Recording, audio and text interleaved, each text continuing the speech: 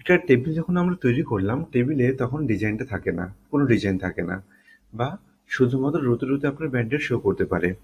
আপনি আপনার প্রয়োজনে এই টেবিলকে আপনার মতো করে ডিজাইন করতে পারেন। যেমন আমি যখন টেবিলে ক্লিক করলাম তখন ডিজাইন নামে একটা ট্যাব পাবো। তখন এই ডিজাইনে ক্লিক করব। ক্লিক করার পরেই ডান পাশে এখানে টেবিল স্টাইলস নামে আমরা একটা গ্রুপ পাবো। আর এখানে অনেকগুলো একদম রেডিমেড করা ডিজাইন আছে। হ্যাঁ, তো আপনার যে ডিজাইনটা আপনার ডেটার জন্য অ্যাপ্রোপ্রিয়েট, আপনি সেই ডিজাইনটা চুজ করবেন এবং চুজ করে জাস্ট ক্লিক করলেই এটা তখন ঠিক ওইভাবে ডিজাইন করে দিবে। এখন আপনার রিপোর্টটা দেখতে আগের চেয়ে আরো বেটার লাগবে। রিপোর্টটা দেখতে বেটার লাগছে এখন কিন্তু আগের চাইতে। এখান থেকে আপনি আপনার রিপোর্টকে আরো অন্যভাবেও সাজাতে পারেন। আমি অল ডেটা শো করব, ঠিক কর্নারে ক্লিক করলাম, অর্থাৎ ক্লিয়ার ফিল্টারে ক্লিক করলাম, অল ডেটা শো করলো। এখন এখানে দেখেন যে অনেকগুলো অপশন থাকে, যেমন ফার্স্ট কলাম। যদি আমি টিক দিই তখন এই যে আমার ডেটার ফার্স্ট কলাম এটাকে সে একটা ব্যান্ড করে দিবে, অর্থাৎ কালার করে দিবে।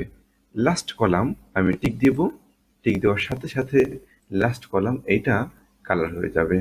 আমি লাস্ট কলাম রাখবো কিন্তু ফার্স্ট কলাম রাখবো না। ব্যান্ডেড কলামস মানে প্রত্যেকটা কলাম যদি আমরা চাই যে কালার করে দিবে, সেই ক্ষেত্রে আপনি ব্যান্ডেড কলামস চাইতে পারেন। তো আমরা চাইবো না, টিক উঠায় ফেললাম। ব্যান্ডেড রোজ অর্থাৎ টিক দেওয়া থাকা মানেই প্রত্যেকটা রো পরপর, অর্থাৎ একটা রো পরপর সে ব্যান্ড করে দিবে, মানে কালার করে দিবে। আমরা চাই বা চাই না এটা এভাবে টিক দেব বা দেব না। টোটাল রো আমি চাচ্ছি, যদি আমি না চাই টিকটা তুলে দিব। যখন আমি ক্লিক করব তখন সে টোটাল রোটা শো করবে। হেডার রো, এখানে ক্লিক করা মানেই আপনার উপরে যেই রোটা থাকবে এটাকে সে কালারটা আপনি চাচ্ছেন বা চাচ্ছেন না তার জন্য এটা চুজ করবেন। আমি যখনই এটা ওঠানোর চেষ্টা করছি তখন একটা মেসেজ দিচ্ছে, one or more formulas or referencing the header row. অর্থাৎ হেডার রো দিয়ে অনেক ফর্মুলা কিন্তু এখানে করা হয়।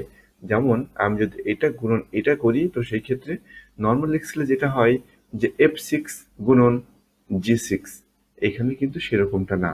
এখানে ওর নিজস্ব একটা স্ট্রাকচার আছে, ও প্রত্যেকটা টেবিলের কলামকে সে রেফারেন্স হিসাবেই চিনে। যদি আমরা তুলে দিই তখন কিন্তু এই ফিচারটা থাকবে না, এইটাই চাচ্ছে। এই যে দেখেন যে সামে যদি ক্লিক করা থাকে, অর্থাৎ এখানে একটা ফর্মুলা দিচ্ছে যে সাম টেবিল 3 বেসিক থেকে শুরু করে মেডিকেল অ্যালাউন্স পর্যন্ত,